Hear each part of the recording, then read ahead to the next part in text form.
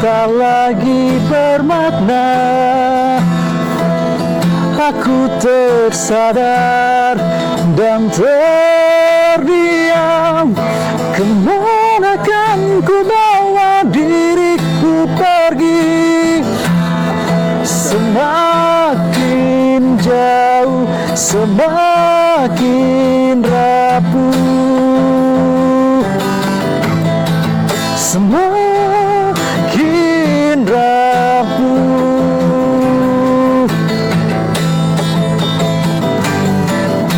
Lepaskan diri, berpojok kosong, biarkan aku hilang.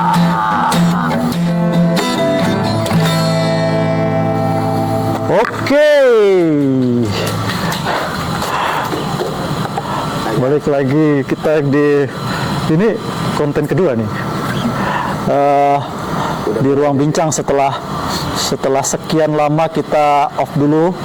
Kali ini kita kedatangan salah satu abangda kita, senior kita di musik, yang lebih lebih mungkin bukan hanya dituakan Bang, tapi mungkin lebih pengalamannya lebih lama. Jam terbang juga mungkin sudah lebih tinggi. Kita sambut Bang Omen Adu Mekanik. Bang Omen, apa kabar Bang? Oke, Alhamdulillah sehat. Bang Omen, mungkin nih kita akan sedikit berbincang tentang siapa Abang, bagaimana pengalaman Abang dalam bermusik, apa kendala-kendalanya mungkin atau yang memorable yang diingat, kita akan bahas itu Bang. Tapi sebelumnya mungkin kawan-kawan udah ada yang tahu Bang Omen siapa. Tapi juga ada beberapa kawan-kawan mungkin hanya tahu Bang Omen ini hanya seorang vokalis dari sebuah band metal, band keras, Adu Mekanik. Nah mungkin kita juga harus tahu siapa sih sebenarnya Omen ini. Oke, ya. Oke, terima kasih sebelumnya kepada Bang Piben dan kru lah, terutama di ruang apa namanya ini? Ruang bincang. Ruang bincang. Ya, di ruang bincang. Sudah dapat kesempatan untuk bisa berada di momen inilah. Untuk di awal tadi kalau dikatakan itu dituakan juga enggak, ya kan. Kemudian kalau sudah lama di dalam dunia musik juga enggak. Kalau dikatakan senior juga sebenarnya juga enggak gitu. Senior Abang ini, nggak mungkin ya senior. Dalam artian mungkin duluan terjun mungkin ke situ. Iya. Tapi terjun itu sebenarnya bukan sebagai musisi atau apa, tapi terlahir sebagai penikmat sebenarnya. Penikmat musik. Ini ya. Kategori maksudnya, so kita semua sama-sama tahu kalau Abang nih di panggung nih. Ya. Tapi kalau Abang bilang Abang hanya di kategori penikmat, mungkin Abang bisa jelasin itu maksudnya gimana? Oke. Bang? Nah, kenapa aku bilang lahir dari penikmat ya kan? Kan ada wilayah orang yang hanya menikmati musik dan hanya ada orang juga yang bermusik. Iya. Nah, kalau aku lebih suka aku dikatakan aku penikmat gitu, dan aku menganggap diriku itu sebagai penikmat musik gitu. Walaupun hari ini aku ada tergabung dalam satu kelompok band gitu ya kan. Nah, itu bagi aku itu bonus, tapi bukan itu yang menjadi prioritas sebenarnya. Nah, gitu. Tapi sebagai bonusan aja gitu. Bisa dapat tempat untuk ya kita katakan teriak-teriak lah. Bisa teriak-teriak, mengeluarkan beban. Bisa juga. Kemudian bisa sebagai tempat untuk berolahraga. Ya. Nah, itu dia. Punya tempat untuk berolahraga ya sebagai satu alasan untuk mensyukuri nikmat Tuhan juga. Artinya kalau kita lompat gitu, lari sana lari kemari, itu kan kita harus punya fisik yang sehat gitu. Ya kan. Memelihara fisik yang sehat salah satunya bentuk syukur itu sendiri gitu. Nah, jadi ya kalau ngeband ini bonusan lah itu dia. Kemudian kalau apa tadi? Latar belakang abang nih, belakang, misalnya mungkin abang di keluarga nih ada yang musisi juga, mungkin dari pertama kali lah abang coba jelaskan ke kami, pertama kali abang bermusik, apakah itu dari orang tua yang dulu suka dengerin musik atau gimana, sampai akhirnya abang memutuskan untuk survive di dunia metal misalnya atau di dunia musik-musik keras. Oke, siap. Nah, kalau mengenai latar belakang, ini dulu lah, nama asli lah dulu mungkin gitu ya. Oh ya, kita juga itu Omen nama asli bang. Nama panggilan kawan-kawan aja sebenarnya. Oh, nama panggilan kawan-kawan. Jadi kemudian jadi nama panggung nih. Iya. Nama panggung. Kalau nama asli itu Said Usmansyah. Said Usmansyah.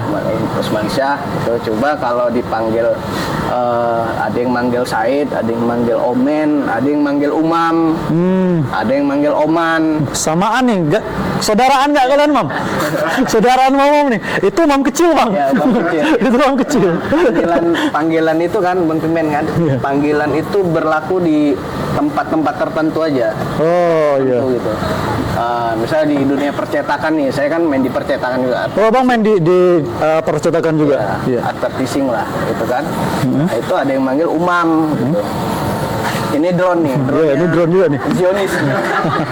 Teknologi Zionis. Ini bahaya juga nih. Iya. Tolong dong apa?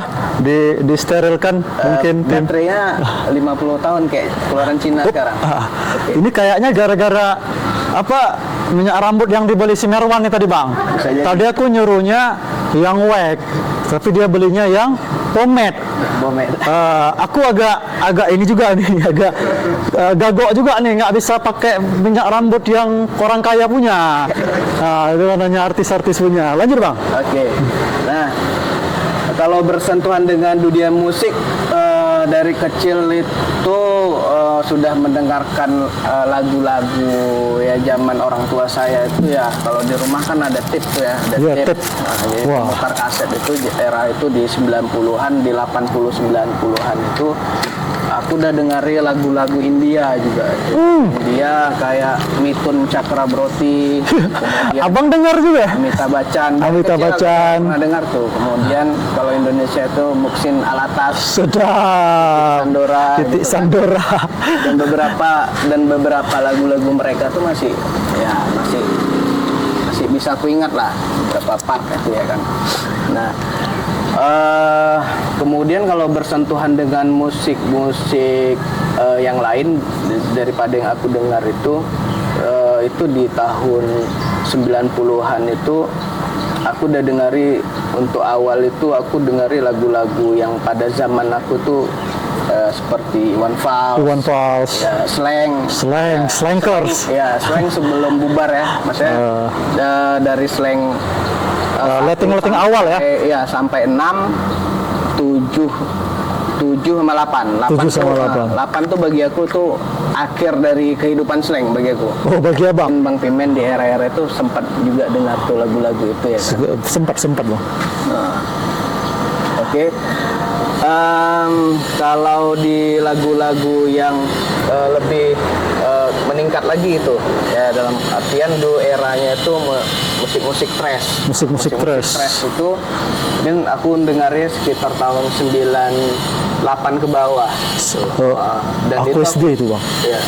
Dan aku dengar lagu-lagu itu di awal itu karena abangku ada tuh, abangku namanya Said juga dipanggil Iyit. Nah, Bang Yit. dia dulu main bandnya itu Ground Zero. Sebelum Ground Zero mereka tuh pernah tuh bawa lagu-lagu Suckerhead, Metallica. Iya. Jadi karena dia sudah ngeband ya kan, jadi dia bawa tuh kaset tuh ke rumah ya kan. Jadi ku lihat tuh ada kaset Suckerhead. Itu masih dalam bentuk kaset yang Kaset pita. kalau kaset pita yang kita pakai pensil atau pakai pulpen kita putar lagi Ya, untuk kembaliin betul. tracknya. Dan itu masa-masa yang indah kalau ku kenang tuh masa-masa yang indah tuh, di mana rilisan fisik waktu itu tuh menjadi satu sumber orang-orang bisa mendengarkan lagu selain radio gitu. Iya. Nah, dari Suckerhead itu aku dengar ini musik apa nih gitu kan. Ada ketertarikan dan tanda tanya yang besar sebenarnya kan dengan aliran-aliran seperti ini kan. tambah lagi waktu itu mulai ku dengar itu Metallic Clinic. Metallic Clinic. Ya, Metallic Clinic 1. Wow, itu memang Metallic Clinic 1. anak metal dulu, zaman dulu kalau nggak punya kaset fisik Metallic Clinic 1, 2 ataupun 3 itu belum disebut metal kayak dulu kayak gitu. Beranjak dari Metallic Clinic itu, Metallic Clinic itu kan banyak band yang di dalam Iya, yang kompilasi ya. kompilasi kan. Yang diprakarsai oleh apa namanya Krishna, almarhum Krishna Desar Sadar, itu basisnya Suckerhead. Suckerhead. Dan kerjasama dengan pentolan band Rotor, Iya. Irfan Sembiring. Irfan sendiri. Jadi di situ aku ada dengar itu, mungkin kawan-kawan tuh udah familiar tuh dengan lagunya Betrayer itu ya kan, Bendera Kuning. Bendera ya Kuning. kan? Nah, itu masih bisa kita dengar ya kan. Ya kan, lagu Bendera Kuning, kemudian Lagu Tres Sejuta Umat, Bendera Kuning. ada lagunya band Tengkorak. Tengkorak, waktu itu lagi, Tengkorak. ya kan. Nah, itu sampai di Tengkorak ini kok agak aneh nih gitu kan. Nah, kok ada nih musik seperti ini gitu. Kemudian yang paling membuat aku penasaran itu Dead Vomit waktu itu. Dead Vomit. Iya, band Wah, itu Jogja. band-band legend juga tuh, Bang. Iya, Devo. Devo. Nah, di Dead Vomit itu yang ku dengar tuh asli tidak ada satu lirik pun yang bisa dinikmati. Yang bisa dinikmati ya. Selain suara-suara apa ya? Teriakan apa, growl, apa, scream, Scream. Ini lagunya apa? Ini lagunya apa? Tapi asiknya gimana? Waktu ku dengar tuh permainan drumnya tuh yang ketang. Iya. Nah, itu yang membuat aku jadi tertarik. Gitu. Nah, ada kompilasi yang Metallic Clinic tuh ada juga tuh band dari Langsa. Band dari Langsa. Ya, Cleancore. Siapa, Bang? Cleancore. Cleancore. Nah, Oh, ya. Itu Cleancore. Nah, jadi aku waktu dengar Cleancore itu ini sampai sejauh ini ya, maksudnya ada band Aceh itu yang di era 90-an itu sudah bisa nembus pasar nasional. Pasar nasional, ya, untuk pasar major. musik keras ya. Ya, keluaran Musika Studio waktu itu ya kan sudah sampai ke situ. Ini berarti kok bisa ya mereka udah sampai ke ranah ini. Iya. Kita di Luk Semawe ini belum kayaknya belum tahu ada aliran greencore. Apa sih greencore itu waktu itu? Mungkin apakah itu mungkin karena maksudnya kan kalau untuk apa ya, kita modernisasi aja kita telat dibanding Langsa. Mungkin Langsa karena dekat Medan mungkin. Ya. Kita itu aja telat. Bahkan genre-genre musik pun kayak kita termasuk telat mungkin di Lok Semawe, kecuali beberapa kawan-kawan yang udah keluar dari Lok, Bang. Iya. Betul. Iya. Di Langsa itu betul apa yang disampaikan Bang Pimen itu betul, karena Langsa itu berdekatan dengan wilayah Medan, Sumatera Utara. Jadi banyak pertukaran orang-orang ya kan, memudahkan untuk pertukaran itu, sehingga masing-masing kan membawa budayanya gitu. Iya betul. Jadi kan, Bang, sebelum kayak aku bilang tadi, ada tadi yang mungkin apa ya, maksudnya yang perlu kita kawan-kawan tahu juga, apakah di keluarga Abang itu ada yang bermain musik sebagai musisikah juga, atau memang penikmat musik juga, itu yang kemudian membuat Abang terinfluence untuk bermusik, mungkin ada nggak gitu selain Bang Iyet tadi? Oke. Kalau di keluarga nggak ada, mungkin di kakek nenek aku mungkin ada ya, tapi aku nggak pernah lihat gitu. Tapi kalau misalnya di rumah, misalnya pas kecil-kecilan, misalnya kayak aku nih, Bang, aku kecil-kecil tuh apa, mama aku tuh udah putar lagu-lagu Batak. Karena kami tidak ada darah Batak gitu. Tidak ada darah Batak gitu. Bapak aku Padang, tapi mama aku nggak putar juga kaset-kaset lagu-lagu Padang. Jadi bapak aku tersisihkan. Mungkin gara-gara itu juga bapak aku pulangnya setahun sekali ya. Karena nggak diputar lagu Padang. Iya, lagu Batak kan lagu sejuta umat. Lagu sejuta umat. Nah, mungkin Abang juga waktu kecil mungkin ada apa gitu di rumah, atau mungkin kaset yang pertama kali Abang temukan dari keluarga mungkin ada apa gitu? Ada kaset yang pertama itu yang pernah dibelikan itu lagu apa namanya, Iwan Fals dan lagu Haddad Alwi gitu. Sangat religius. Ya, lagu Haddad Alwi itu yang rilisan pertama. Rilisan pertama. Warna merah. Ya. Yang belum featuring sama Ulis nih. Udah. Oh, udah. Ya, mungkin yang ada featuring gitu. sama Ulis kan ada tuh Umi gitu. Waduh, lama kali nih. Sampai isunya kemarin Ulis katanya meninggal. Padahal nggak tahu juga ini. Ulis sudah bilang, "Mas, saya masih hidup," kayak gitu. Nah, di Hadat Alwi itu kan bukan termasuk, memang dia musik-musik yang bertema religi tuh, Bang. Iya, musik yang memuji Nabi, ya kan, memuji Nabi, memuji keluarganya, keluarga Nabi itu, kemudian bercerita tentang para sahabat Nabi kan, juga. Biasanya itu ada disadur dari kitab-kitab Maulid itu, seperti Barzanji dan Burdah biasanya. Burdah. Iya. Nah, aku mau nanya, ada nggak sih dampak musik terhadap hidup abang gitu? Mer, rokok Mer, aku pahit nih. Oke. Tolong Ji, apa? Kalau dampak bermusik itu pada diri aku ada dampaknya, ya kan? Iya. Ada dampaknya. Ya, di momen-momen tertentu itu kan musik dalam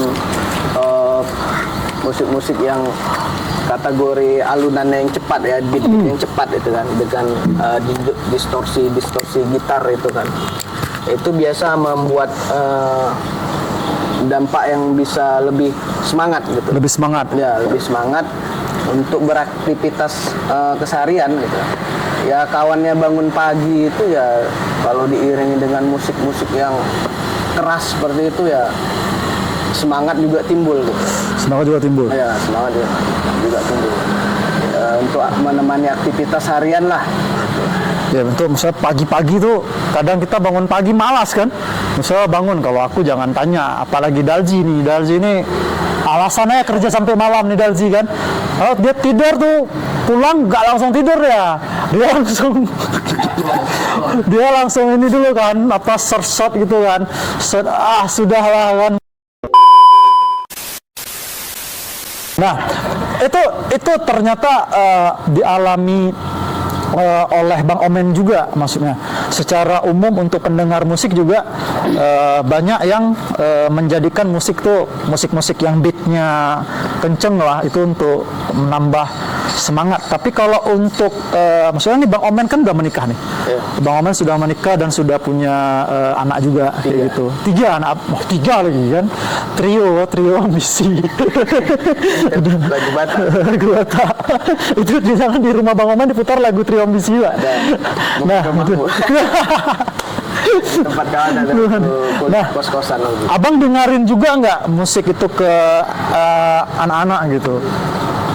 Ada, ya secara tidak langsung kan, kalau kita dengari mutar lagu-lagu kesukaan kita gitu kan. Misalnya kita dengar putar tuh lagu-lagunya Jasad atau Forgotten gitu kan, atau Headbreed Langsung ke situ ya? atau Seringai. Itu ya kan, umumnya itu. Tuh ya, anak-anak juga pada akhirnya ada beberapa part itu yang mereka juga ingat. Hafal men. Ada beberapa part.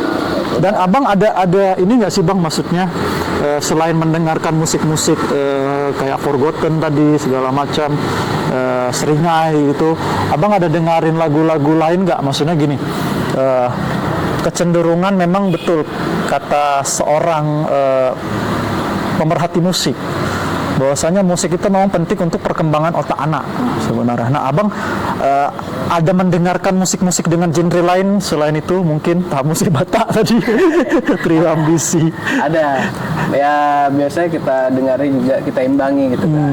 Kita imbangi dengan musik-musik religi, ya kan. Ya biasanya tuh dari Hadat Alwi. Itu kan banyak tuh kan yang cinta Rasul itu kan banyak ya, banyak rilisannya gitu kan. Dan biasanya kalau untuk pagi hari itu kita isi itu dengan musik-musik yang ada hubungannya dengan arah-arah agama gitu, sebagai pembuka hari lah, ya kan. Nanti di jam-jam 7, tapi tidak selalu ya. Tidak selalu. Kondisi suasana ini juga, suasana hati juga. Ya itu. Kalau di jam-jam 7 tuh baru kita putar lagu-lagu yang membangkitkan semangat untuk beraktivitas lah, untuk ya. Sekolah juga, untuk ini juga. Nah, untuk memecah keheningan pagi itu. Ya karena pagi itu terlalu sunyi Bang. Terlalu sunyi. Nah Bang, ada nggak di antara anak abang atau ketiga-tiganya tuh yang udah muncul minatnya di musik misalnya? Kalau di musik belum ada, tapi kalau untuk di menggambar, melukis. Wah, ikut bapaknya desain kan? Ketiganya udah. Ketiganya Pertama udah. itu yang nomor 1 dan nomor 2. Bahkan itu ada beberapa kali mereka itu jadi perwakilan sekolah itu untuk ikut lomba. Oh, nah, Menang atau enggak? Ya, ada menang. ya kan, menang atau enggak kan di tangan juri dan di tangan Tuhan. Faktor keberuntungan juga. Faktor keberuntungan juga. Tapi kan maksudnya minat di kesenian itu udah muncul, Iya. sudah muncul. Nah, abang ada menggiring mereka harus ini karena abang ini kan sebagai sosok bapak kan sangat-sangat musisi nih atau sangat menjadi penikmat musik. Abang menggiring anak-anak untuk harus jadi musisi juga atau memang apapun yang mereka yang mereka suka itu yang dibiarkan gitu atau ditata ya? Iya. Kalau untuk menggiring ke arah musik belum ada. Belum. Nah, tapi kalau pada akhirnya nanti mereka cenderung kemana tuh silahkan aja. Untuk di tahap perkembangan awal mereka ini sampai nanti SMA batasnya, nah, itu untuk wilayah orang tua lah untuk mendidik, membesarkan mereka itu yang utama itu adalah sikap harian. Sikap harian untuk tata krama lah, lebih ke akhlak lah. Gitu. Karena bagi aku itu haknya anak itu adalah arahan dari orang tuanya. Orang tuanya itu punya kewajiban untuk membawa mereka, menggiring mereka itu ke arah yang positif. Biasanya ya seperti contohnya lah ya, ngaji ya kan? Ngaji. Sekolah ngaji itu ada guru ngajinya, kemudian nanti, undang guru ngajinya ke rumah ataupun memang ikut pengajian di luar? ada guru ngaji yang di daerah kampung aku itu memang dia memang datang ke rumah-rumah. Oh iya. Karena ya, aktivitas guru ngaji itu ustadz ini seperti itu, sehingga ya kami kami jadikan juga lah dia untuk datang ke rumah gitu, karena memang aktivitasnya kayak gitu. Ya. Nah, selama abang bermusik ini bang? Iya. Mungkin abang kan juga udah kemana-mana, udah bahkan nih aku dengar nih bentar lagi mau manggung di Takengon. Karena ada rencana manggung di Takengon memang bang. Ada. Nah, dari sekian banyak pengalaman abang yang di panggung-panggung ataupun terlibat di terlibat di ruang kreatif kesenian tadi gitu, ada nggak kenangan yang memori yang sangat-sangat memorable lah, yang sangat wah ini aku dulu pernah manggung di sini itu, wah tuh penontonnya tuh rame dan sangat antusias kayak gitu. Okay. Tuan panitianya juga sangat ini kan maksudnya gitu. Mungkin abang ada pengalaman yang paling berkesan gitu. Oke. Kalau pengalaman yang tadi istilahnya memorable gitu ya kan, yang paling membekas itu justru bukan saat aku pernah berada di atas panggung gitu. Justru bukan di atas panggung Justru ketika itu aku pernah melihat langsung itu band yang betul-betul ku ikuti dari Metallic Clinic itu berada di depan aku gitu. Yang mic-nya bisa ku ambil. Seakan-akan bisa tarik gitu kan? Ya, bisa ditarik. Sedekat itu gitu ya, jaraknya. Tahun 2002 atau 2003 aku kurang begitu pasti, sepertinya sekitar 2003 itu band Jakarta itu Siksa Kubur. Itu manggung di Medan. Di Medan. Ya, acara itu waktu itu dibuat oleh Psychoterium. Digarap oleh almarhum Owen Zorbotus. Iya. Band ya bisa dikatakan legend lah band itu ya, karena di era-era 90-an itu band itu. Jadi itu yang menurut aku itu seperti di awal waktu mereka nampil itu dan aku berada di depan dia itu seperti betul nggak ini? Gitu. Itu kayak mimpi nih, tiba-tiba Siksa Kubur sudah di depan mata gitu. Itu bang ada ini nggak sih, maksudnya kalau aku kan orangnya excited ya, maksudnya ketika ketemu artis tuh keluarga aku tuh langsung wah foto lu wah, di belakang panggung kan di backstage kan. Foto misalnya kayak gitu. Abang ada kenangan-kenangan kayak gitu juga? Untuk kenangan foto yang langsung dari HP tuh kayaknya aku waktu itu belum dapat HP era itu kan HP kan masih barang yang mahal waktu itu. HP tinet-tinet. Jadi ada beberapa foto yang aku minta dari kawan yang waktu itu yang fotografer di setiap acara dia bawa kamera SLR ya kan. Sekarang DSLR, SLR. Nah itu, kemarin aku ada beberapa foto mereka lah gitu. Ya bagi aku itulah yang paling membekas lah. Ketemu pertama kali gitu dengan band yang ya band kesukaan lah. Band kesukaan. Nah, mungkinnya kita agak masuk sedikit ke dalam ini Bang, ruang apa diskusi kita ini masuk ke agak sedikit bukan pribadi ya, tapi mungkin agak sedikit biar kawan-kawan juga lain tahu. Sebenarnya menurut pandangan seorang Omen setelah berkecimpung langsung di situ, apa sih yang disebut musik-musik bawah tanah atau underground ini gitu? Karena gini, ada beberapa pandangan juga yang bilang musik pemusik itu disebut musik underground ya ketika dia membawa musik-musik metal, musik-musik ke atas panggung. Atau sebenarnya yang disebut ruang kreatif underground itu lebih dari itu, yang mungkin tidak semua orang tahu gitu. Apa sih sebenarnya musik bawah tanah bagi seorang Omen misalnya? Oke. Mengenai istilah underground itu lebih kepada movement sebenarnya ya kan. Movement di bidang musik keras, ranah musik keras. Underground itu kan bawah tanah, berarti ada gerakan yang gimana ya, sebagai lawan daripada musik mainstream gitu. Yang para penikmat atau pemain musik underground ini kan era itu ya tidak dapat tempat gitu. Artinya hanya beberapa saja atau masuk dalam golongan yang minoritas lah gitu ya kan. Nah, di underground itu sendiri, sebenarnya underground itu sebagai induk itu ada beberapa genre lagi gitu.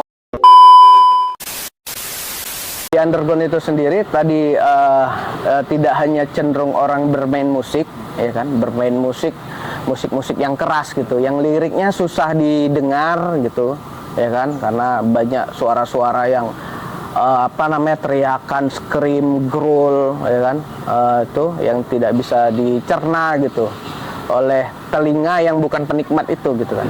Tapi ada wilayah di underground tuh wilayah industri kreatif sebenarnya gitu. Jadi ada dua sisi, satu orang yang membawakan lagu-lagu underground itu hanya bermain musik underground itu saja ya kan, mau metalcore, mau hardcore, mau deathcore, mau black metal dan seterusnya. Ada satu sisi itu yang hanya dia tidak bermain musik, tapi dia punya ideologinya, itu ideologi tertentu gitu. Misalnya seperti di hardcore itu ada ideologi straight edge.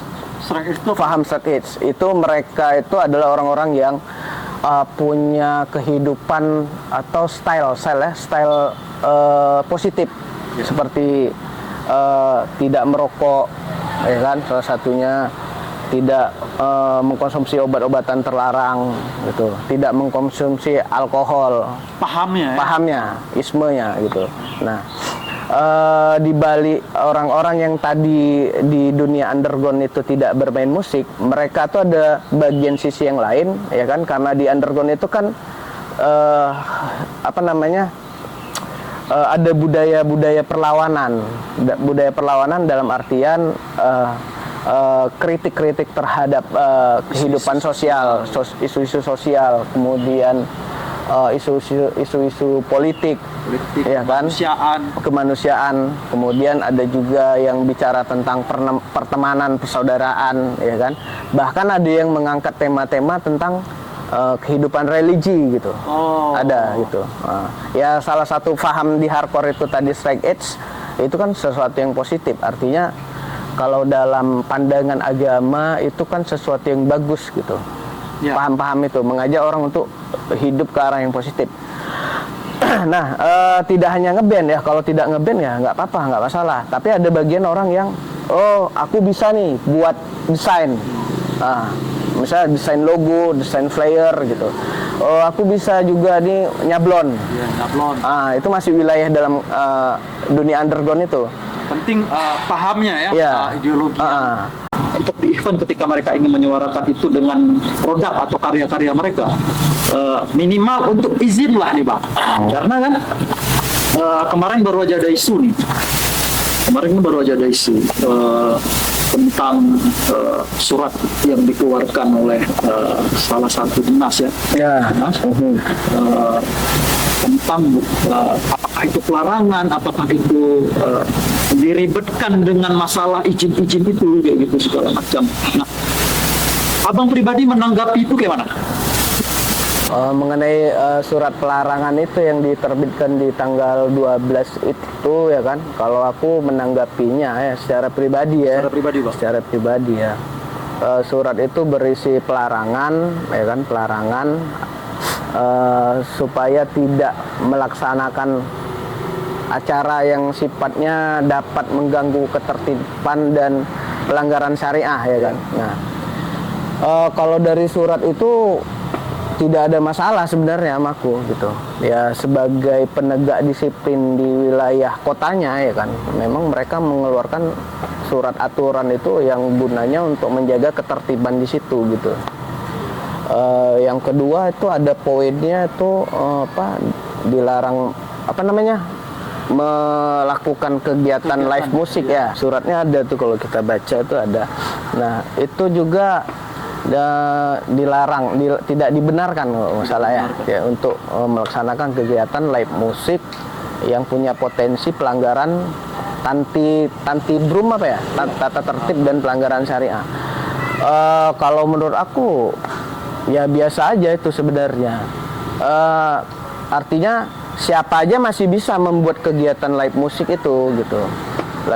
Kegiatan live musik itu apabila ya kalau si penyelenggara itu menjamin tidak ada pelanggaran gitu. Kalau tidak ada pelanggaran artinya acara itu tetap bisa jalan gitu dia. Nah Bang, tadi kan Abang bilang kalau seandainya sebenarnya tidak ada masalah dengan itu, dinas itu juga punya kepentingan memang untuk mengeluarkan surat itu, berhak sebenarnya untuk itu.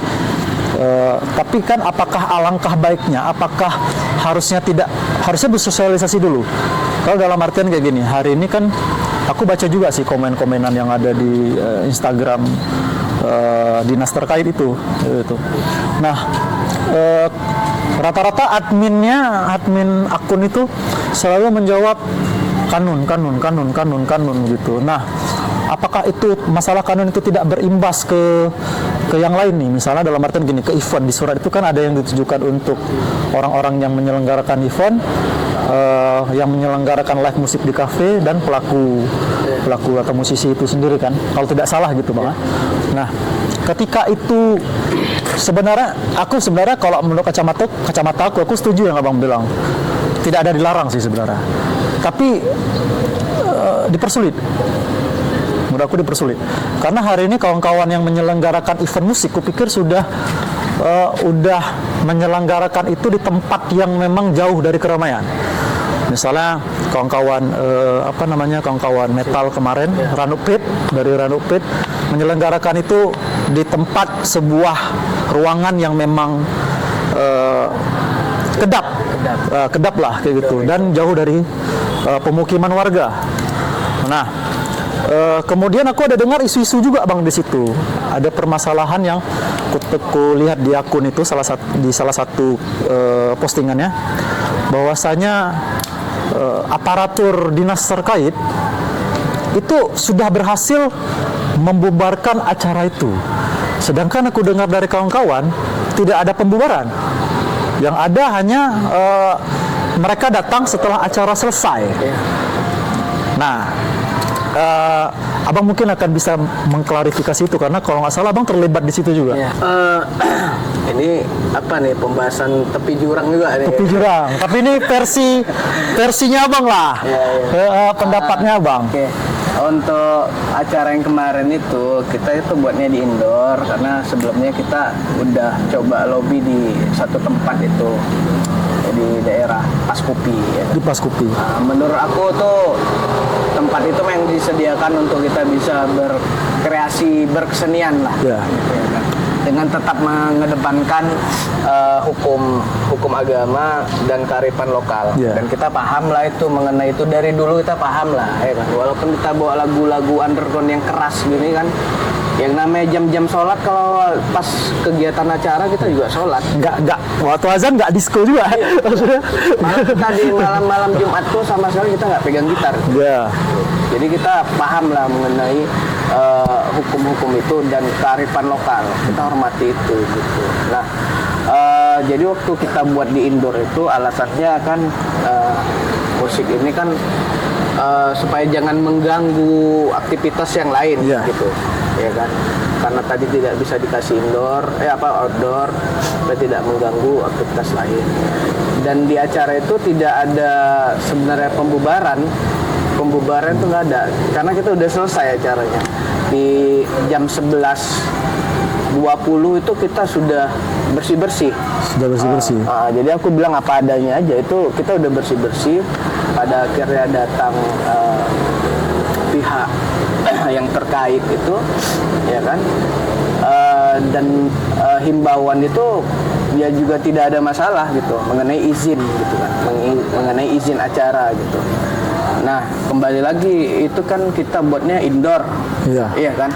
Nah, artinya di tempat itu kan berarti dia ini kan tempatnya di hotel Lido, nggak apa-apa ya kita sebut ya. Iya, nggak apa-apa. Kan di hotel Lido itu kan izin untuk membuat kegiatan itu kan sudah ada biasanya di satu tempat gitu, baik di kafe ataupun di tempat penginapan dalam level hotel, ya kan. Dan sebelumnya juga beberapa event juga kita tahu itu di zaman festivalan juga itu juga dibuat di situ kan. Bahkan acara wedding pun juga dibuat di situ, tapi wedding juga nggak ada buat surat izin apa-apa karena izin sudah mutlak dari si pemilik tempat ya. Iya, itu dia. Artinya pemilik tempat dia sudah punya izin dan menanggung jawab itu. Kita sebagai pembuat atau pelaksana acara kan kita udah tahu nih wilayah-wilayah yang tidak boleh kita langgar gitu ya, dalam artian jam-jam sholat ya kan.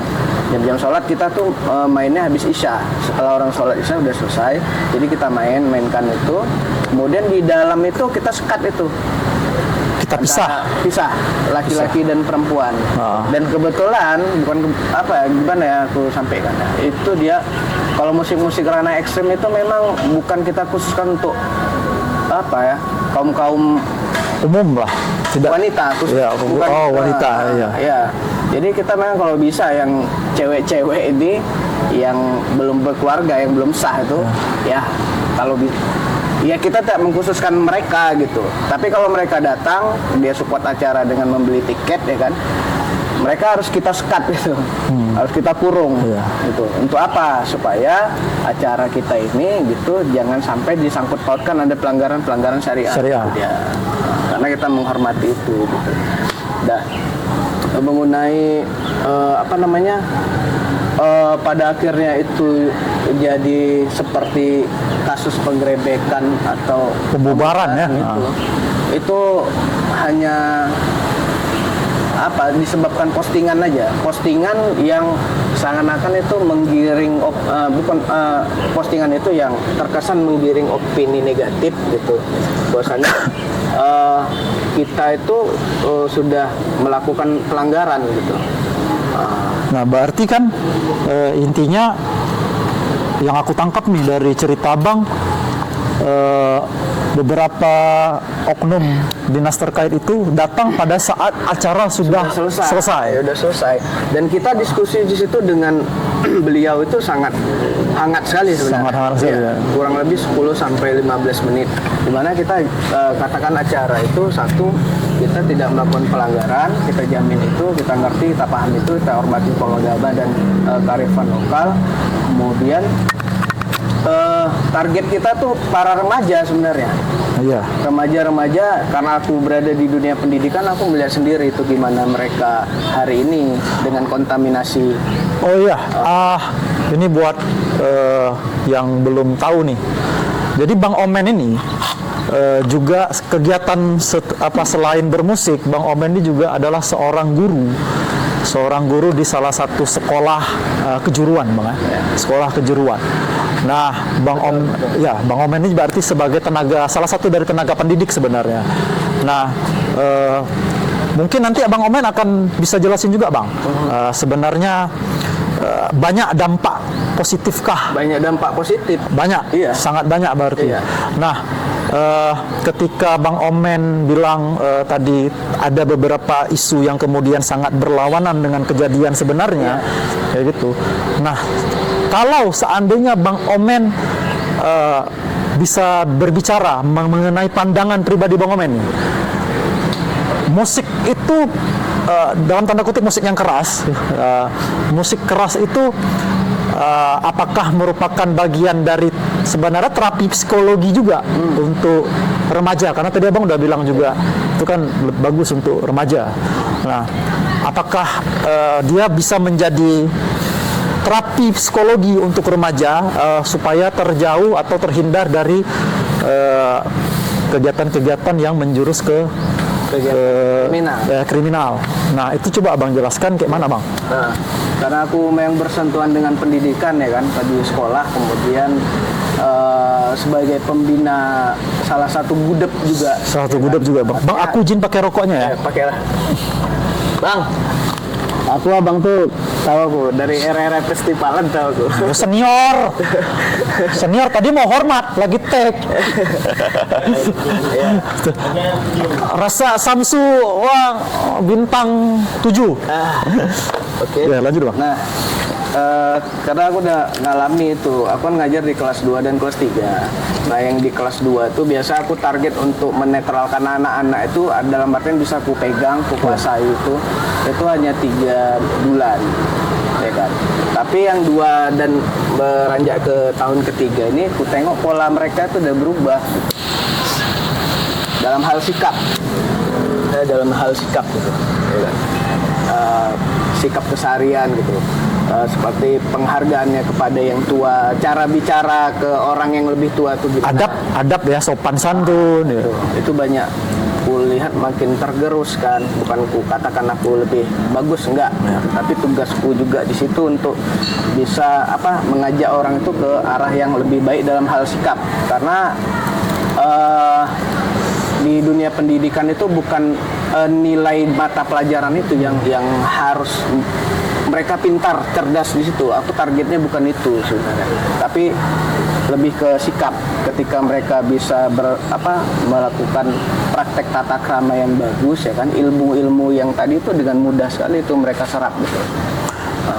Jadi kalau orang pintar tapi dia sikapnya itu moralnya rusak, rusak, dia pintar akan membahayakan bagi kehidupan orang lain gitu. Nah, kenapa aku tarik ke ranah musik, ya kan? Aku tarik ke ranah musik, ya kan? Karena tontonan mereka tuh udah banyak nonton video-video yang berkaitan dengan geng-geng sajam itu. Geng-geng sajam itu ya. Nah, cara membuat arit, cara membuat pedang-pedang dari roll gitu kan. Roll besi itu, Bang, Iya, dan itu kan pedang roll. Bukan di sekolah, artinya di sekolah SMP dan tingkat SMA SMK itu kan anak-anak itu kan ada anak-anak remaja-remaja yang itu gitu, bukan hanya satu sekolah ya kan. Jadi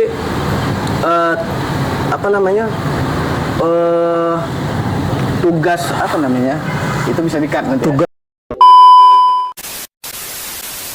Bang, jadi tugas salah pendidik itu bukan hanya ke wilayah itu saja ya, tapi juga wilayah ke masalah sopan santun juga.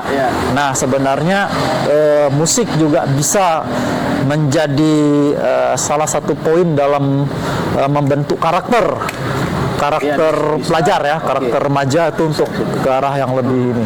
Jadi kan kita tarik ke ranah musik ini kan anak-anak ini kan perlu ruang fisik sebenarnya. Ruang kreativitas yang sifatnya fisik. mau musik, skateboard, BMX atau panjat tebing, Olahraga, olahraga yang arahnya ke situ. Karena anak-anak sekarang ini kan lebih cenderung ke smartphone. Ya, benar. Lebih banyak habis waktu ke situ. Gitu. Belum lagi tontonan-tontonan yang tidak bisa dibendung gitu ya kan, dengan iklan-iklan yang mungkin kontennya ya ke arah-arah negatif ya. Jadi kita tarik ke wilayah musik itu bukan hanya sekedar kita passion kita ke musik ya kan, tapi kita memberikan mereka untuk ada ruang nih, ruang. Coba kalian kemari. Dan kebetulan kita tuh ngajarnya di bagian desain. Desain itu kan bersentuhan dia dengan ekosistem musik, betul. wilayah kreatif ya kan. Jadi kita tarik mereka ke situ, kita ajak dia nonton acara itu ya kan, sambil bisa kita kontrol mereka gitu. Dengan adanya kegiatan ruang fisik yang positif di bawah pengawasan orang-orang yang dewasa ya kan? Kita maunya mereka tuh nanti ke sekolah itu kita lebih mudah masuk ke lingkaran circle-nya mereka ya. Mereka. Dan lebih juga masuk untuk mengawal proses pembentukan karakternya remaja-remaja ini. Iya. Nah, balik lagi ke ini Bang, aku penasaran nih, balik lagi ke masalah isu-isu tadi.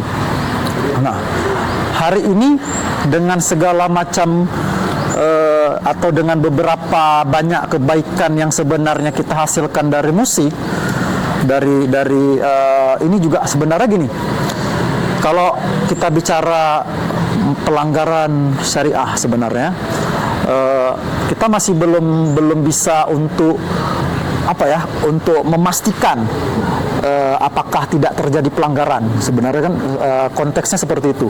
Nah, tapi apakah di event-event musik yang remaja ikutin ini, Bang, apakah di situ ada mabuk-mabukan? Apakah di situ ada terlibat zat adiktif terlarang, misalnya, ataukah di situ ada tidak berpakaian yang tidak senonoh? Apakah ada? Nah, selama ini, Bang, apakah ada? Kalau di apa yang sekarang kita nggak ada itu nggak ada. Ya. Dan tidak terjadi itu ya. Tidak terjadi. Kalaupun musik-musik seperti itu mana bisa dinikmati dengan zat-zat adiktif, alkohol. Itu bakal tumbang di situ. Nah, bahkan ketika masuk ke ruang event, ke ruang penyelenggaraan musik itu tidak dibenarkan untuk membawa senjata tajam. Iya, itu diperiksa. Ya, senjata tajam kita periksa. Tetap ya, berarti Bang. Non alkohol, senjata tajam tetap kita periksa. Jangan nanti kan Bang, ada isu pula nih kan. Wah, tuh si cewek itu di dalam dia tidak pakai jilbab. Kita kan menghindari itu. Oh, itu tidak dibatasi tuh laki-laki dan perempuan. Oh, itu ada yang sambil minum tuh di atas panggung, atau orang-orang penontonnya yang mosing misalnya sambil minum atau bawa senjata, itu kan nggak ada. Iya.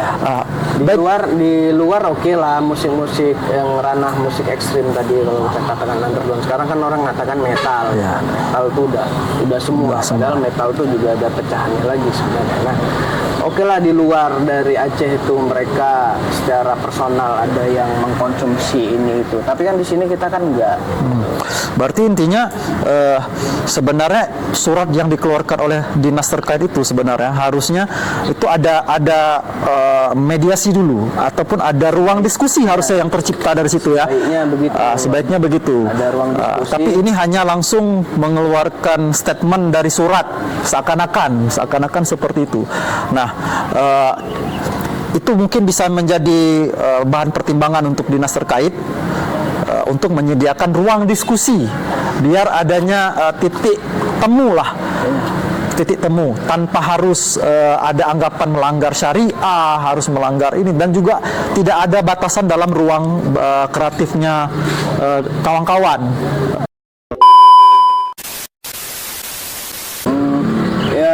Yang kita harapkan itu adanya memang ruang diskusi itu untuk menampung aspirasi, kemudian sampai mengkerucut pada satu titik temu ya kan. Satu titik temu kita itu diberi ruang kebebasan untuk berkesenian. Iya, berkesenian. Kita pingin itu kita dapat satu tempat ya, misalnya satu gedung lah itu yang dikhususkan untuk siapa aja melakukan kegiatan kesenian so. Ya. Mau dia perupa, teater, Ya. kan, kemudian musik, ya kan, bisa digunakan satu tempat itu dan perizinannya itu satu pintu. Satu pintu. Ya. Dan kita kan menjamin gitu, kita menjamin acara yang kita garap itu tidak ada pelanggaran. Kalau ditemukan pelanggaran, berarti udah wilayah penegakan, ya kan? Bahkan sebenarnya pun lebih mudah untuk mengawas. Iya. Kita juga sebenarnya balik lagi ke ke diskusi kita sebelumnya, Bang. Kita udah banyak melihat bukti nih. Kenakalan remaja Iya. bisa dikurangi Iya, dari situ. betul. Nah, sebenarnya secara tidak langsung kita juga sudah membantu program-program pemerintah dalam mengatasi kenakalan remaja. Iya. Nah, kawan-kawan, kita punya beberapa pertanyaan dari question and answer. Betul ya, ininya ya, logatnya ya, apa sih namanya? Q&A. Iya, Q&A di Instagram. Q&A. Itu kita ada beberapa pertanyaan untuk Bang Omen. Nah, yang pertama itu dari _Raditya. Nih, radiologi nih. Wah, gitaris radiologi nih ya. Gitaris radiologi. Sens Maskin ya. Radiologi nih. Radit. Bisa tuh Sandi. Pertanyaannya untuk Bang Omen. Apa pendapat Abang tentang kebijakan Satpol PP mengenai musik di Kota Lok Semawe? Tadi mungkin udah dibahas juga, tapi mungkin Abang ada tambahan ya, tambahan khusus. Oke, tambahan dari itu kan di balik pelarangan atau himbauan itu ya kan, lebih bagus lagi itu kalimatnya diganti misalnya itu memberikan ruang ya. Iya, ruang untuk berkesenian dalam hal musik gitu ya kan, karena ada kawan-kawan kita hari ini yang mencari nafkahnya tuh lewat live musik. Benar. Di kafe-kafe gitu kan, di wedding gitu kan, ada itu kan. Setidaknya kita itu diberi ruang kebebasan untuk bisa menggelar acara-acara itu.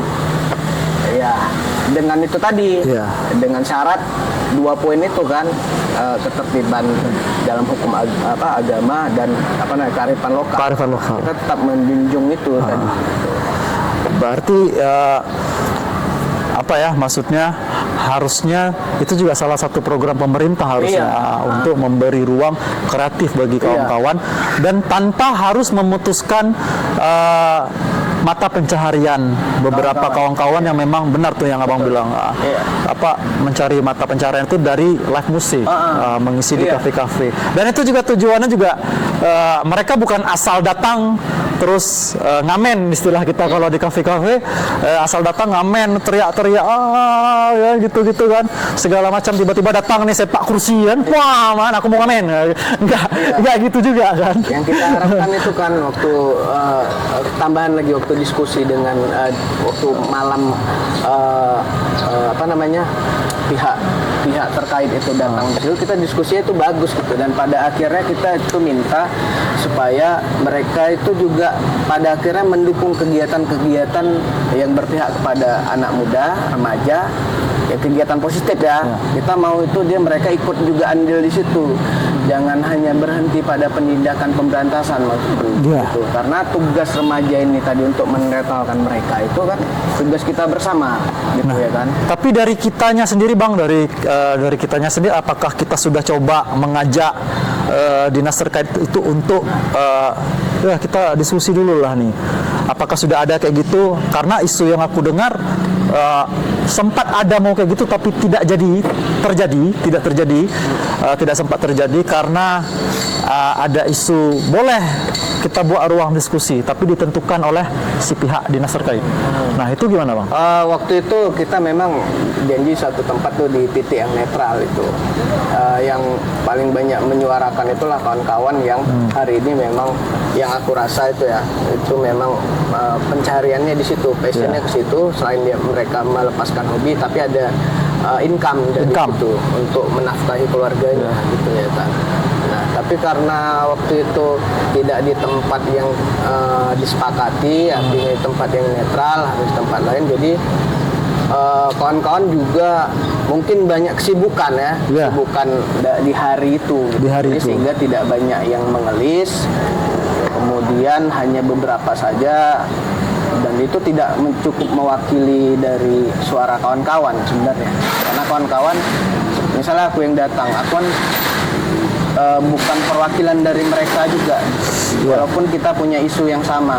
Kenapa aku bilang bukan perwakilan? Karena aku takut nanti ketika tidak dapat titik temu, aku ini jadi bisa jadikan bahan apa namanya, kambing hitam, tumbal. Kambing hitam kan, tumbal. Apa nih Bang Omen nih, kok ini dia ngomong gitu kan. Jadi aku mau tuh yang kawan-kawan yang merasa punya suara yang sama, yang menyuarakan, bisa berekspresi bebas, diberikan ruang itu sama-sama bisa hadir. Tapi karena satu tempat itu mungkin sebabnya, yang kedua mungkin kesibukan kawan-kawan, akhirnya itu harus kita pending. Nah, itu dia. Nah, berarti itu pertanyaan ini udah terjawab nih, Dit. Sudah sangat terjawab. Sebelum Anda bertanya, kita sudah membahas itu. Kalau seandainya kenapa nggak bahas pertanyaan duluan, Bang, itu. Tolong jangan ngatur umam ya. Tolong. Nah, kemudian ini pertanyaan kedua, Bang. Dari akun Teku_Bruno. Bruno take the power back. Take the power back ya kan. Barbershop. Raden Barber. Pertanyaannya bang, dia agak sedikit keluar mungkin, tapi pandangan abang juga pribadi, saran dan masukannya bang untuk penulisan lirik. Untuk penulisan lirik, yang pertama aku bukan sumber untuk bisa membuat lirik yang bagus gitu ya kan. Artinya ya kalau untuk sharing aja, aku kalau lirik itu ya lebih mudah kita buat tuh ya mengangkat tema keseharian aja, pertemanan ya kan, kondisi sosial politik, kemudian apa namanya ya isu-isu keseharian aja dengan apalah sedikit balutan-balutan kalimat aja ya kan. Kalau biasa dengan syair-syair apa namanya syair-syair sufi, atau misalnya kita ada juga bacaan buku-buku filsafat ya. Itu filsafat tasawuf gitu kan. Mungkin itu bisa jadi bahan kita untuk meramu apa namanya, meramu lirik tadi syair, ya. Jadi memang ada pendapat untuk menjadi seorang penulis yang baik, Anda harus menjadi pembaca yang baik dulu. Jadi Bruno, Anda harus banyak baca. Jadi yang bilang Bruno, Anda harus banyak baca. Anda itu vokalis, Anda harus bisa untuk menciptakan sebuah lirik untuk tim Anda. Kemudian kan bicara soal lirik itu kan syair kan, syair masuk ranah seni gitu kan. Jadi kalau sebagai bukan penikmat seni mungkin melihat rangkaian syair itu mungkin bisa menjadi kesan negatif. Sebenarnya bukan itu ya kan. Kita ada arahnya tetap positif. Artinya kita buat lirik nih punya beban moral, ya, tanggung jawab. Ketika lirik kita ini bisa membuat orang menjadi bertindak negatif, kan kita terikut gitu. Ya kan. Jadi ya apa yang kita keluarkan itu ya jangan sampai itu sampai membawa orang bertindak ke arah negatif. Besok Bruno, ke Anda ingin membuat lirik gitu, diskusi sama Bang Omen, oke? Oke, pertanyaan berikutnya Bang, dari Darinza underscore. Ain ini. Oh, Ain Dirty Blood. Dirty Blood, alumni Living the Nemesis. Iya. Ya, Bang, alumni. Udah alumni. Karena memang udah ini ya, udah kurna. Iya. Udah, pertanyaannya Bang, apa musik keras secara awam yang nyanyinya dalam tanda kurung, yang nyanyinya teriak-teriak harus tetap bertahan di Aceh? Iya. Kenapa? Iya. Nah, itu pertanyaannya Bang. Yang kalau aku jawab dengan singkat ya harus. Harus. Yang menjadi kemauan kita itu ya dalam bingkai dua hukum tadi ya menurut aku ya harus kita perjuangkan. Toh kita kok tidak seperti image orang yang ada di luar Aceh kok. Kita berusaha untuk tetap bertindak negatif. Positif. Disclaimer nih, positif. Tipe. Kita tetap berusaha ya secara teori dan praktik itu untuk tetap bisa masuk ke wilayah positif. Iya. Tuh ya kan. Bukan karena hari ini kita sudah punya umur yang lebih, enggak. Dari awal kita sudah seperti itu gitu.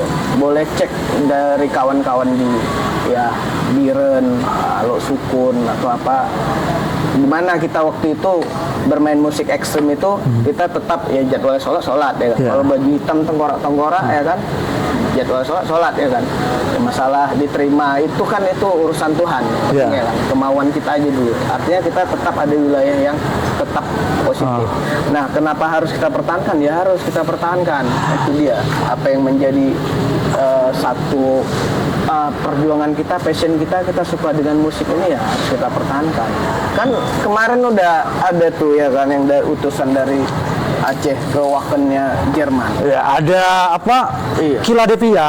Iya, ya kan? Ya, kemarin Ain juga sempat kesana tuh sama alumninya tuh Living the Nemesis kan. Kita udah pernah juga loh waktu keluar daerah. LTN di Binjai pernah satu panggung kok. Ada di saya juga udah berapa satu panggung kok.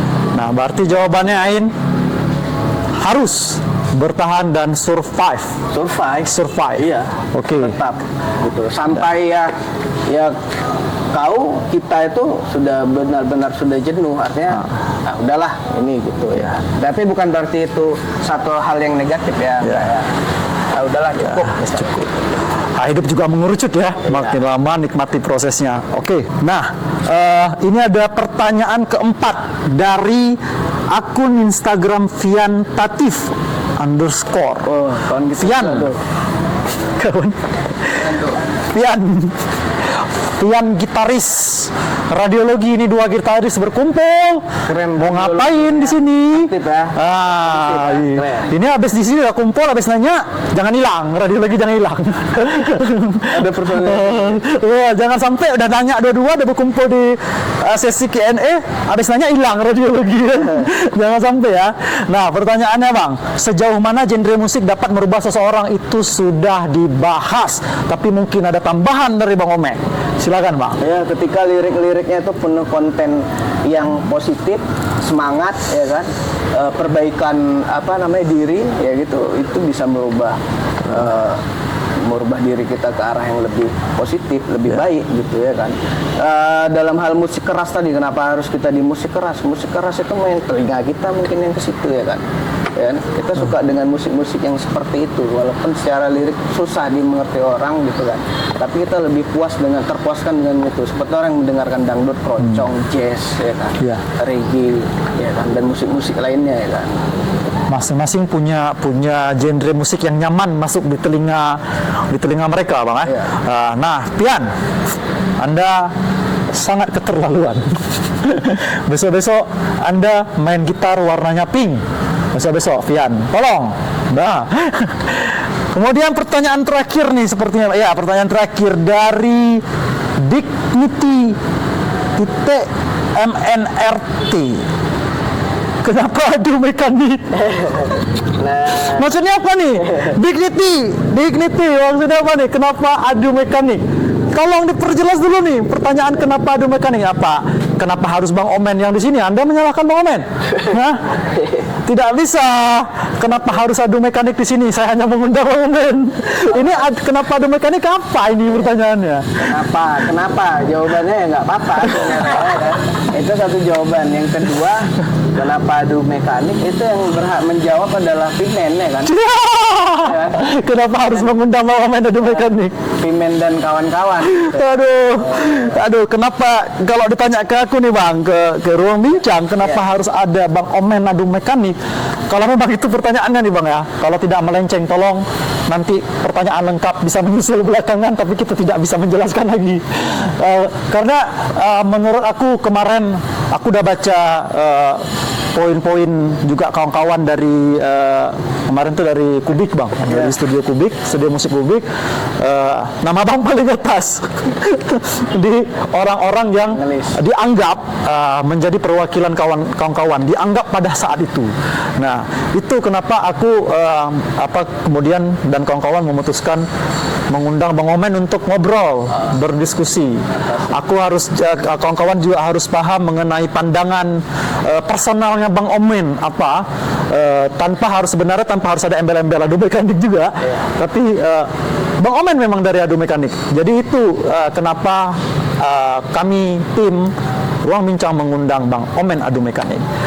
Nah, selesai nih Bang pertanyaannya. Dan jawabannya bisa juga itu, kenapa nggak aku? Kenapa tidak kamu? Nanti kita datang ke situ menanyakan pendapat kamu. Ya, pertanyaan sederhana tapi bisa kemana-mana. Oke Bang Omen, makasih Bang udah datang kemari, udah mau berbagi pandangan. Ini juga ilmu-ilmu baru lah buat aku pribadi dan buat kawan-kawan di tim juga, dan mungkin juga buat kawan-kawan di luar yang hari ini masih setia dan survive di musik, mau tidak mau juga, dan juga beberapa kawan-kawan yang memang menganggap ada hal baik dari paham-paham musik keras ini, dan mereka merasa berhak untuk memperjuangkan hal baik itu. Nah, terlepas dari apapun, kita nanti akan ada terlibat di depan, kita belum tahu seperti apa, tapi intinya inilah pandangan-pandangan personal Bang Omen. Nah, ke depan kita akan muncul dengan pandangan baru, brother. Salam di Ruang Bincang. Jangan lupa tonton videonya, subscribe ya, nanti di bawah.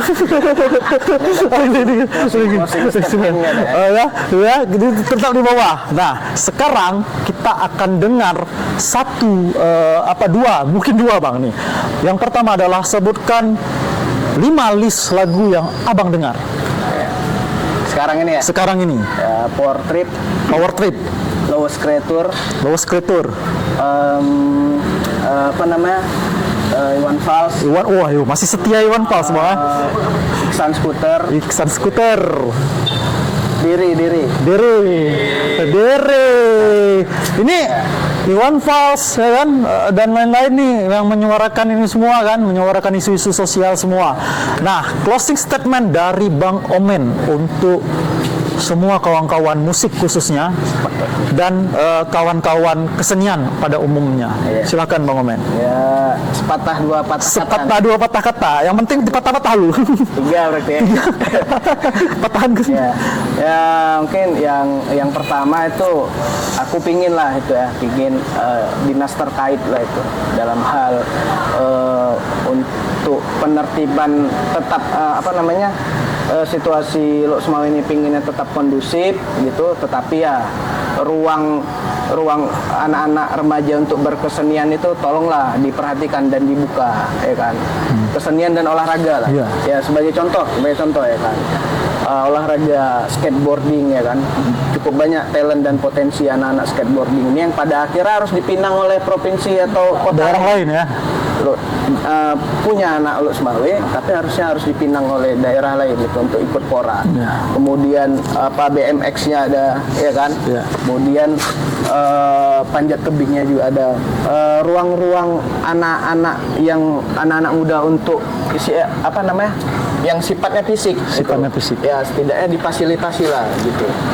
Dengan itu ya anak-anak muda ya punya kesibukan di bidang fisik itu kan mengecilkan apa namanya tindakan kriminal lah. kriminal gitu ya. Yang sampai hari ini kan memang kita lihat sendiri, kita hampir lupa tuh bahwasannya ada fase atau momen-momen anak-anak yang bawa sajam itu yang setiap hari harus dimasuk ke media sosial karena ditertibkan kan. Hari ini kita hampir lupa bahwasannya kejadian itu pernah ada di sini. Ya salah satunya itu ya mungkin ada beberapa event ya. Ya contohnya ya kawan-kawan seperti di Lokaloko ya kan, ya kan, Lokaloko, kemudian di Lalu Lalang, terus di beberapa event musik yang diadakan oleh korporat, ya kan, baik di Losmawi, di Banda Aceh, Takengon, apa namanya, Gireng, segala macam, Nah, itu udah membuka ruang baru untuk anak-anak tuh bisa masuk ke ranah-ranah itu. Ya, yang positif.